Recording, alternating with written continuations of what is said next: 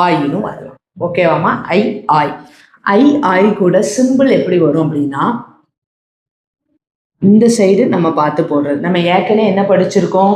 விக்கு வந்து நம்ம படிச்சிருக்கோம். விக்கு வந்து வி இல்லை, ஃபர்ஸ்ட் எதுனா ஐக்கு இப்படி, அவுக்கு இப்படின்னு பார்த்துருக்கோம். ஒரு வியை வந்து சின்னதாக போட்டால் எப்படியோ அதை மாதிரி நம்ம பார்த்துருக்கோம். ஓகேவாம்மா? இப்போ நம்ம என்ன பார்க்க போகிறோம் அப்படின்னா, சிம்பிள் வந்து என்னது நம்மளுக்கு?